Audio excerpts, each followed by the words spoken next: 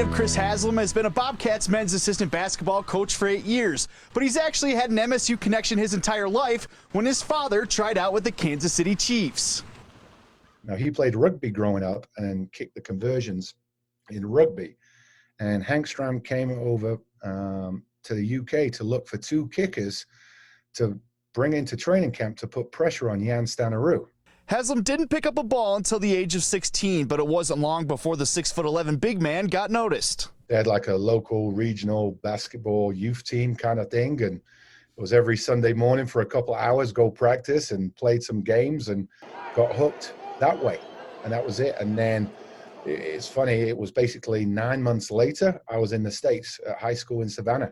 After coming over to the States and playing high school basketball in Georgia, he soon found himself playing Division I basketball for the University of Wyoming. Making the transition from high school to, NCAA Division I, that was a big jump, and it took me a while to get used to it. Speaking of big jump, in college he had to go against freak athlete and teammate Theo Ratliff, who had quite the NBA career. Literally the first 4 months, I don't think I got a shot off, because they just blocked my shot every time. It wasn't all block shots. Being a teammate of Ratliff's had its upside. He was great with me, kind of taking me under his wing and just, let's get in the gym, let's get in the weight room, let's get shots up.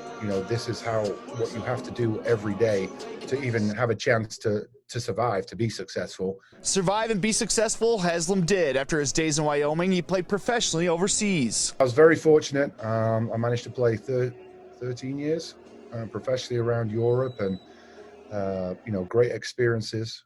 Very lucky to play that long. Not many people do. However, being a big man playing in the States is much different than playing as a big man overseas, where the game is much more spread out and they're expected to do more. I still remember, my rookie year, I basically got yelled at by my coach.